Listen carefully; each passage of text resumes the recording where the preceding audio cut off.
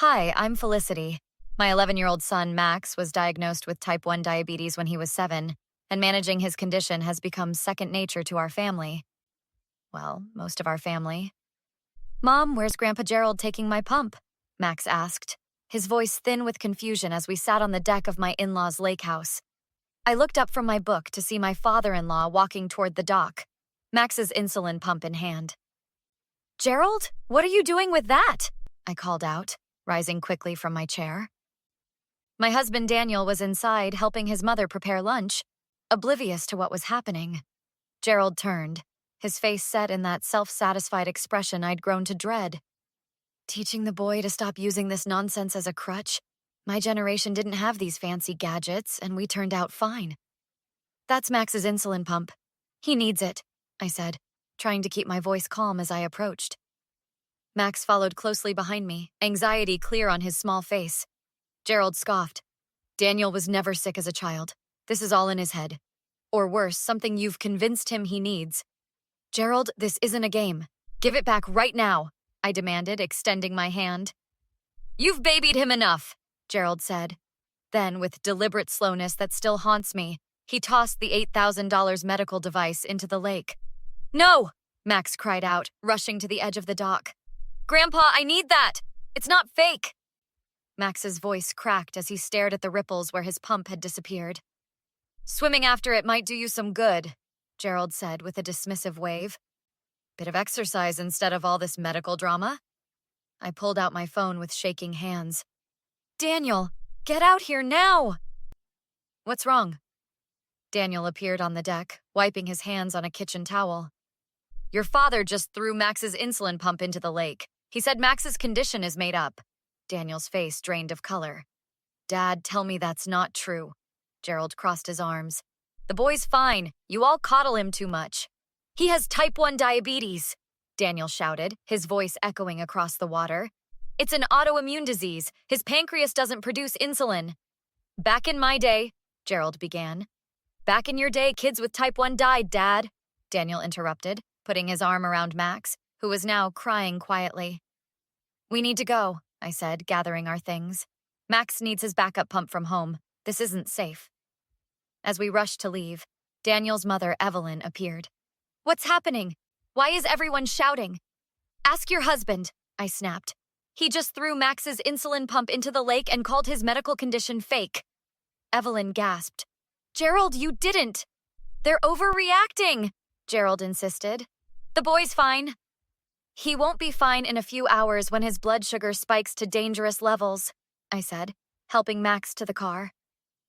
As we drove away, Max looked at me with tears still wet on his cheeks.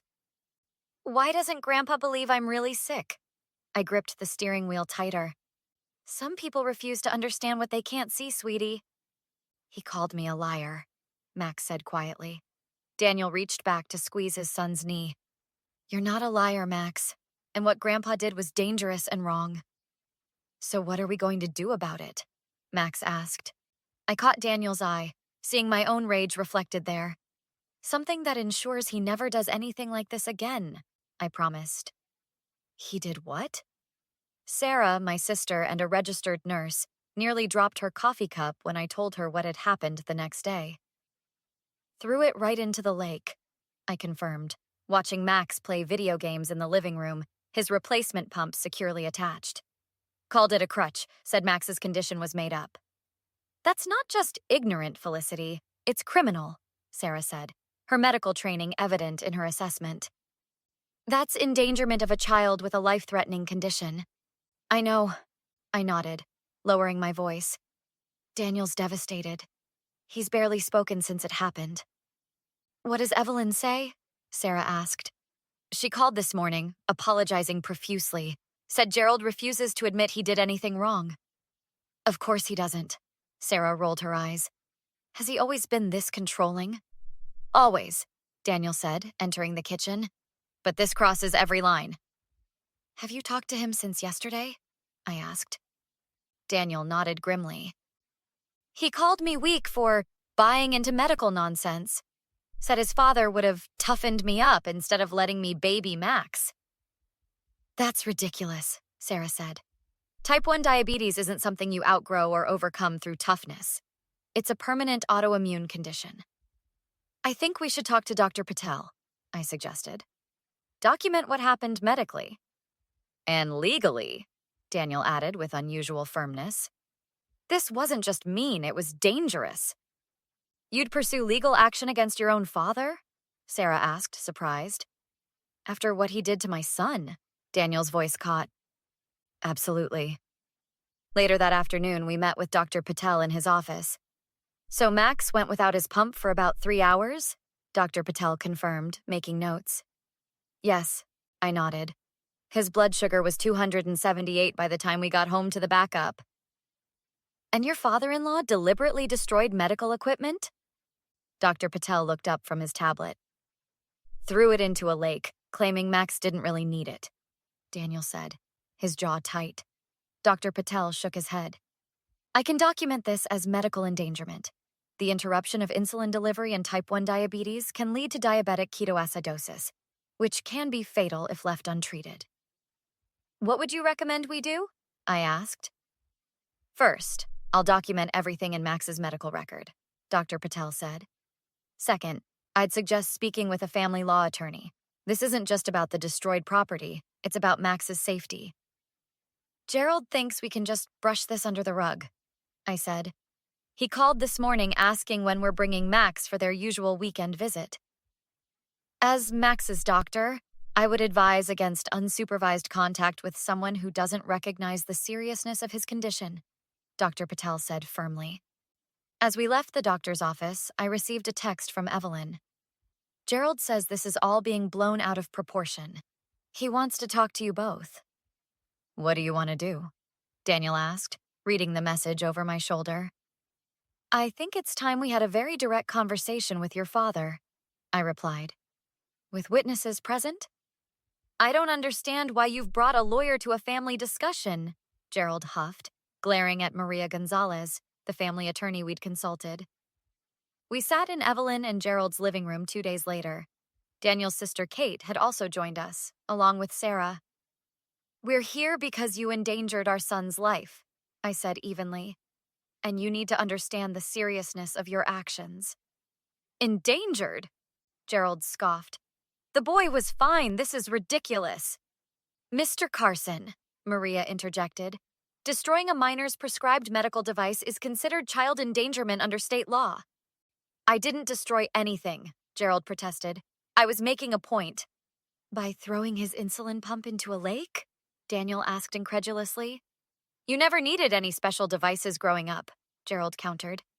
Dad, Max has a completely different medical situation than I did. Daniel's voice rose. You can't just decide his diabetes isn't real because you don't understand it. All these kids nowadays have some condition or another, Gerald waved dismissively. When I was growing up, medical science has advanced since then, Dad, Kate interrupted. Type 1 diabetes is well documented and life-threatening without proper management. The pump you destroyed costs $8,000, I added. But more importantly, without it, Max could go into diabetic ketoacidosis within hours, which can lead to coma or death, Sarah emphasized. Gerald's expression finally showed a flicker of uncertainty. Well, I didn't know that. Because you never bothered to learn about your grandson's condition, Daniel said. Instead, you decided you knew better than his doctors. I was just trying to toughen the boy up, Gerald insisted, though with less conviction. By putting him in medical danger? I asked sharply. Look, I'm sorry if I scared the boy, Gerald said, not sounding particularly sorry. Can't we just move past this? I'll even pay for the... whatever it was. It's called an insulin pump, I said through gritted teeth. And no, we can't just move past this. What do you want from me? Gerald demanded, spreading his hands. I said I'm sorry. Are you? Daniel challenged. Because you still seem to think Max's condition isn't serious. Fine. The boy has diabetes. I get it. I made a mistake, Gerald conceded, clearly hoping to end the conversation. A mistake that could have had fatal consequences, Maria pointed out. Oh, come on! Gerald stood up abruptly. This is getting blown completely out of proportion. I'm not going to sit here and be lectured in my own home. Sit down, Gerald, Evelyn said with surprising firmness. You need to hear this. What we want, I said, is for you to understand that your actions have consequences, not just for Max's health, but legally. Legally? Gerald's face flushed red. Are you threatening me? We're filing for a protective order, Daniel said quietly, and pressing charges for child endangerment and destruction of medical equipment. You can't be serious, Gerald sputtered. Over a misunderstanding? I'm your father. And Max is my son, Daniel replied. A son you were willing to put at risk because of your pride and ignorance. Gerald pointed a shaking finger at me. This is your doing. You've turned my own son against me. Don't blame Felicity, Kate interjected. This is entirely your doing. Get out, Gerald shouted, his face purple with rage. All of you, and don't expect to be welcome back. As we stood to leave, Gerald grabbed my arm. This isn't over. You'll regret turning my family against me. Daniel immediately stepped between us. Let go of my wife, now. Or what? Gerald sneered. Or I'll add assault to the charges, Maria stated calmly, recording the interaction on her phone. Gerald released my arm, but his eyes burned with anger. You'll be sorry for this, all of you. All rise, the bailiff called out as the judge entered the courtroom 3 months later. I squeezed Daniel's hand as we stood. This was the final hearing regarding the protective order and the child endangerment charges against Gerald.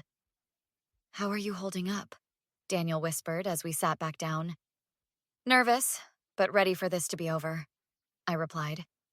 Across the courtroom, Gerald sat with his attorney, looking smaller somehow in his ill-fitting suit. Evelyn wasn't beside him. She'd moved out 2 months ago after Gerald had continued to insist he'd done nothing wrong. Judge Williams reviewed the documents before her. I've considered all testimony and evidence in this case. Mr. Carson, do you understand the charges against you?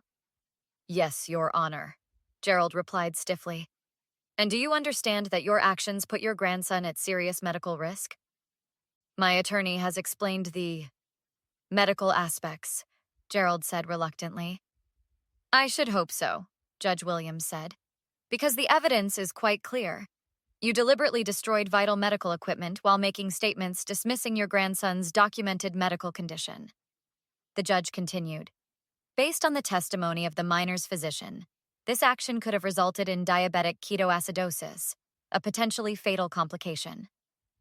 Your Honor, Gerald's attorney interjected, my client has expressed remorse and is willing to pay restitution for the medical device. Noted, the judge replied. However, this case extends beyond property damage. Judge Williams looked directly at Gerald. Mr. Carson, I'm granting the protective order requested by your son and daughter-in-law. You are to remain at least 500 feet from your grandson, except during court-approved supervised visitation. Gerald's face fell. Additionally, the judge continued, on the charge of reckless endangerment of a child, I'm sentencing you to 2 years of probation, 200 hours of community service at the Juvenile Diabetes Research Foundation, and mandatory education on type 1 diabetes management. After the hearing, we stood outside the courthouse with Kate and Sarah. How do you feel? Kate asked, hugging Daniel. Relieved, he sighed, but sad too. I never thought it would come to this with Dad. You did the right thing, Sarah reassured him. Max's safety has to come first. Speaking of Max, I said, checking my phone. He's anxious to hear how it went. As we walked to the car, we spotted Gerald and his attorney exiting the courthouse. Daniel, Gerald called out, approaching us. Can we talk, privately?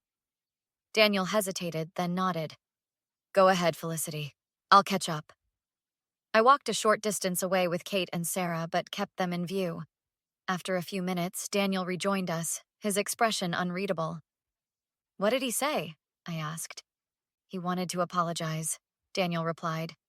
Said he's finally realized how serious Max's condition is. Asked if we could work toward reconciliation. And, I prompted.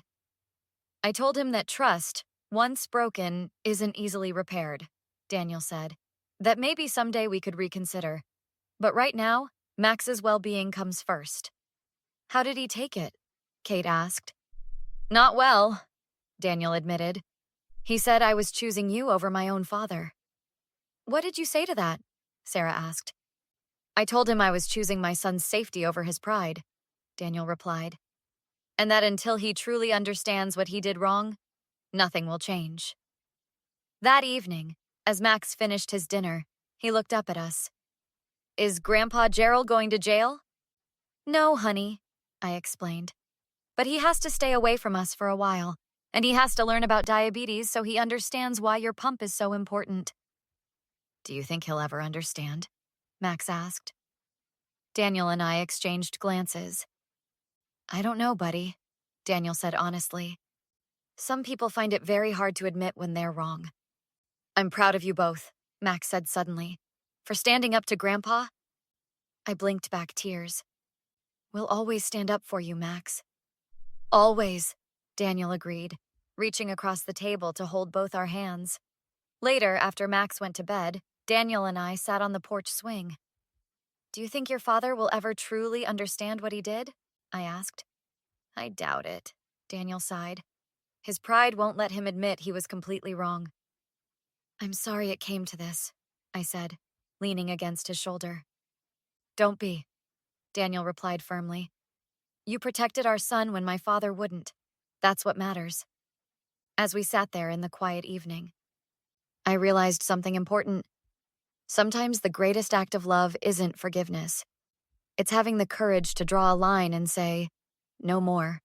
For Max's sake, we had done exactly that. What would you do if someone you loved refused to acknowledge your child's medical needs? Would you forgive them, or would you draw the line?